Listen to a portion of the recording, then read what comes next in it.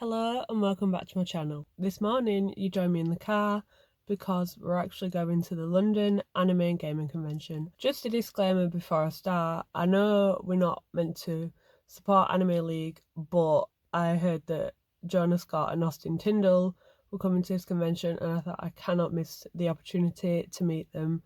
So let's drive to the train station.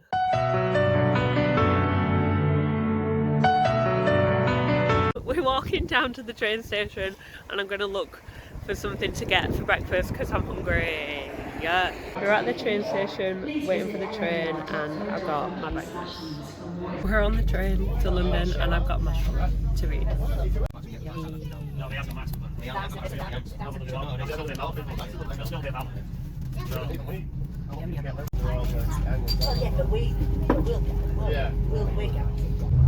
Train set up. And George is playing Pokemon, what is it? Pokemon Diamond, Brilliant Diamond.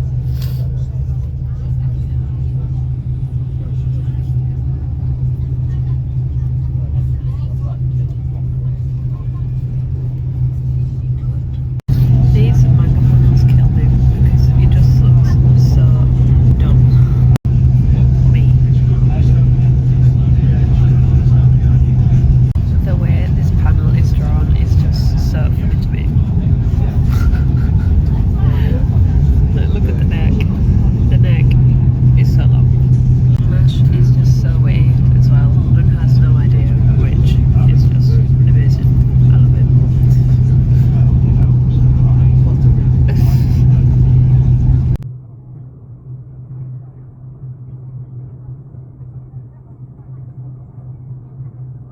We have made it to London and now we've got to get the tube to Hammersmith station.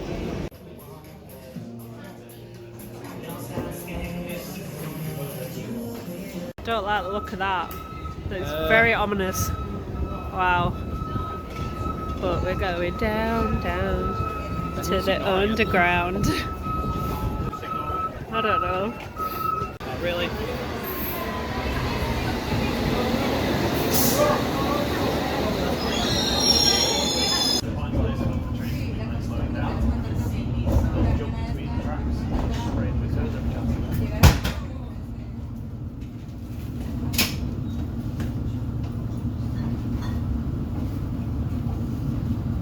We have made it to Hammersmith. It was quite chaotic because there was a lot of football fans and it's raining. And we decided to follow some cosplayers, but they ended up going into McDonald's and not the convention location. So now we're heading to the location and hopefully we're going the right way this time. We've arrived, we've got our wristbands and I'm very triggered because the lady put it on upside down. I'm not sure if you can hear me because the Demon Slayer music is very loud, but we're waiting for the VA panel to start and I'm very excited. Introduction, just in case you guys don't know who we are. Here you go. Hi guys, my name is Austin Tindle. I'm a voice actor. I voice Kaneki from Tokyo Ghoul, and Karma from Assassination Classroom, and Modema from My Hero Academia, and Knives from the new Trigun Stampede. Check it out on Crunchyroll now.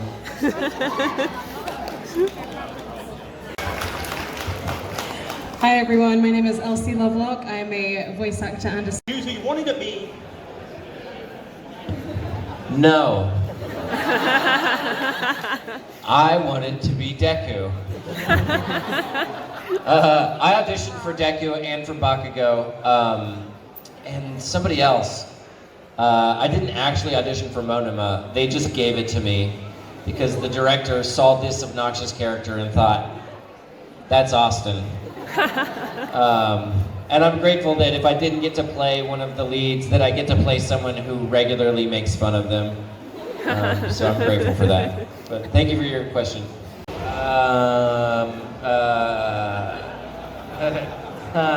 Vocally, one of the hardest roles was season 3 of A Certain Scientific Railgun, the character named Accelerator.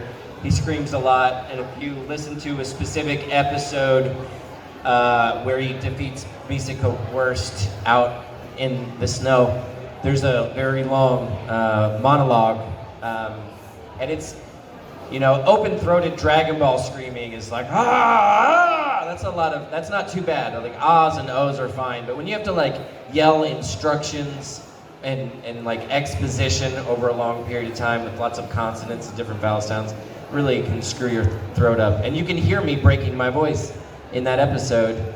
I tasted blood that day, and there are certain sounds I can't make anymore. I'll start with the hardest one because I know it off the bat. Tatsu the Immortal Dragon in Way of the House Husband.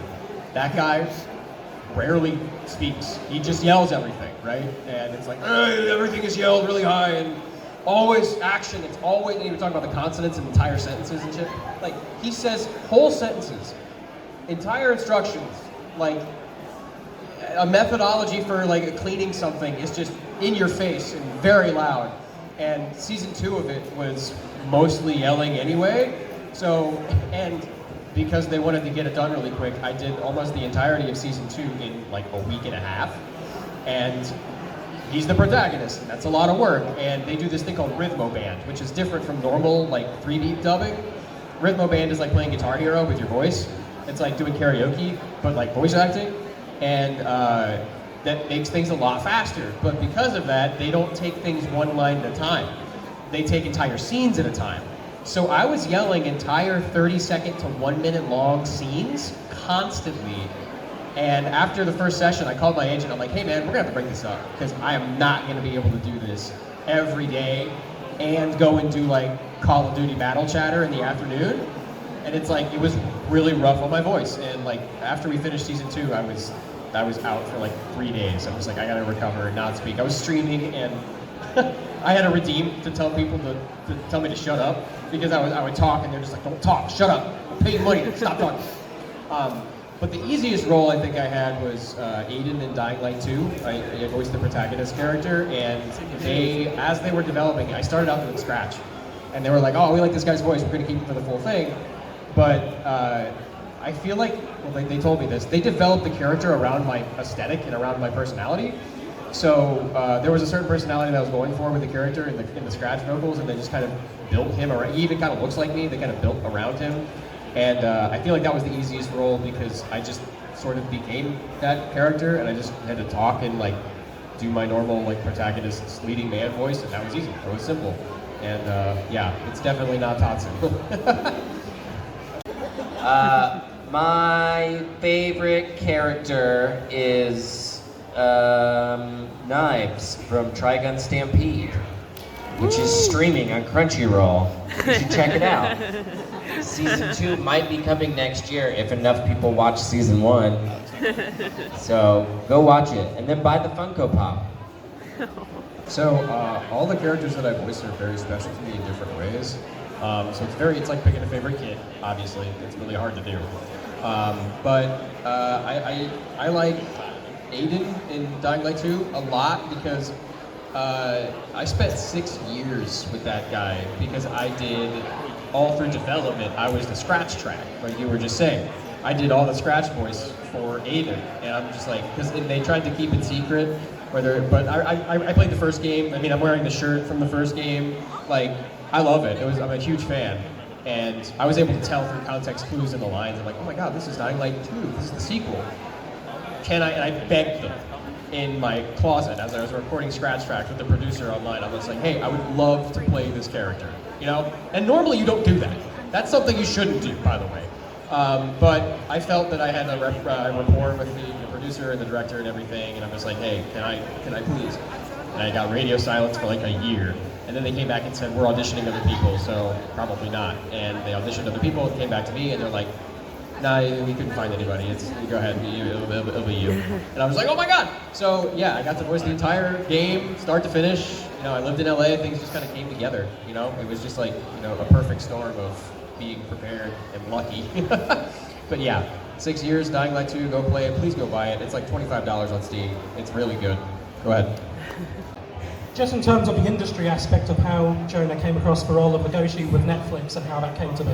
Okay, so, well, I started out working with Bob Buchholz, who's the director of Beastars, on another show called Kengan Ashura.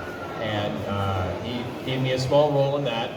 And we were walking down the hallway at SDI, and this was like 3 weeks after I met him, and we were just working on some random Chinese crap, you know, the things you'll never see.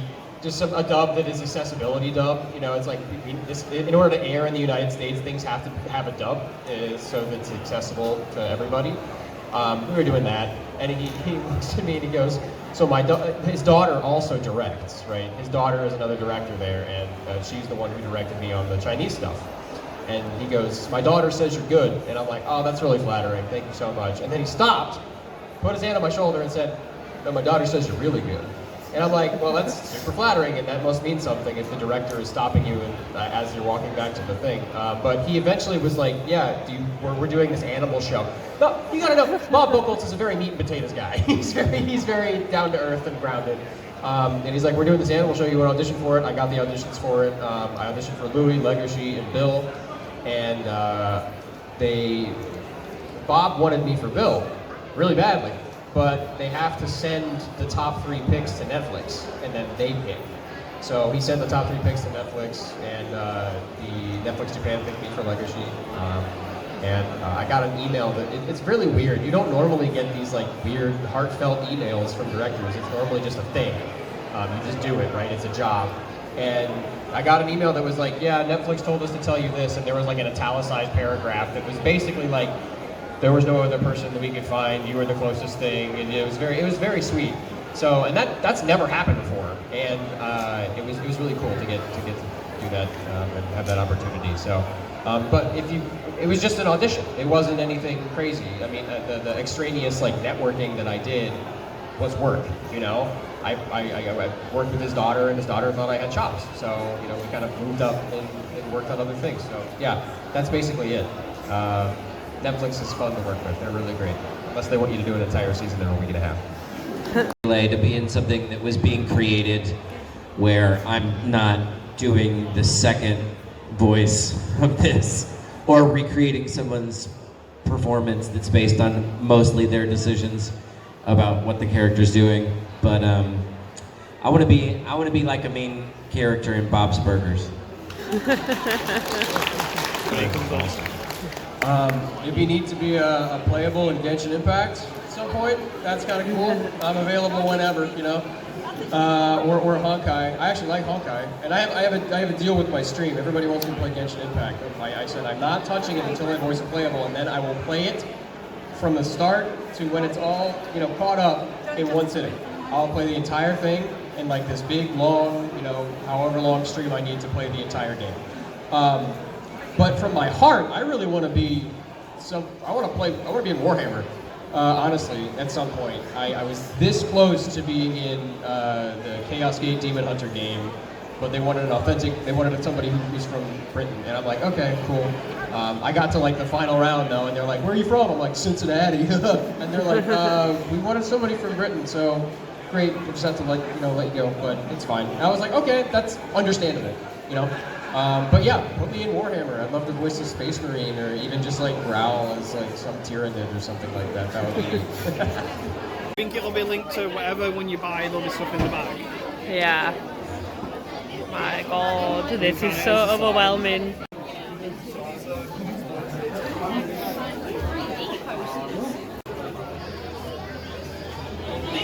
This is so exciting. There's so many figures. And they got Siscon from MASH. Don't know his name, just call him Siscon. That's cool as well, I love that. And Hell's Paradise, Gabby Mara.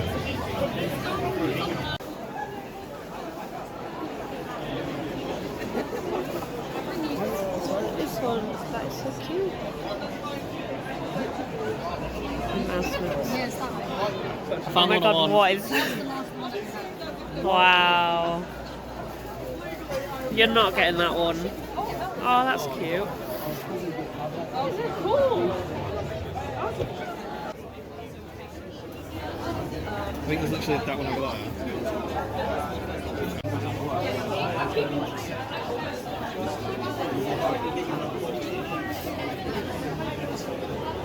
We just having a sit down because it's been very intense in there, and I just meant, Just men. I've just met Austin Tindle and Jonah Scott, and I was very nervous, very like starstruck. I was like, oh my god, what the hell? But look, I got an Obi print.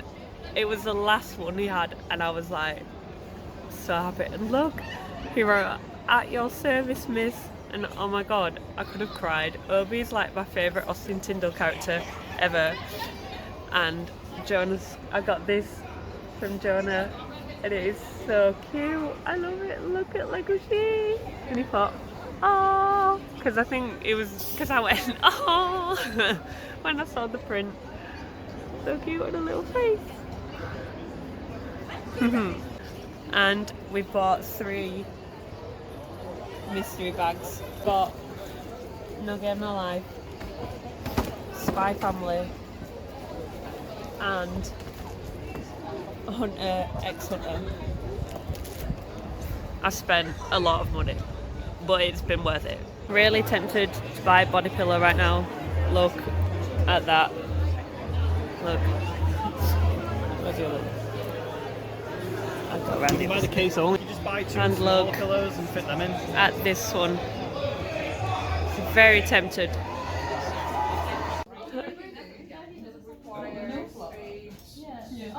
Leaving the convention now. Do you think people on the train will know? Oh, do you think people on the train will know where we've been? That we've been to an anime convention. We're heading to the tube station. Do you think people are going to know that we've been to an anime convention? We're finally on the tube back to King's Cross, and I'm just very glad to be sat back down, and I'm drinking a Monster Energy in the hopes that it gets some energy back, because I'm very tired and I'll have to drive back from the train station when we get home. We're waiting for the train to get home. We've got an hour to wait until the train, so I'm eating Marshall to kill time. 2 pigeons. Don't eat my bag. Government spies. Government spies. The real spies. Always watching.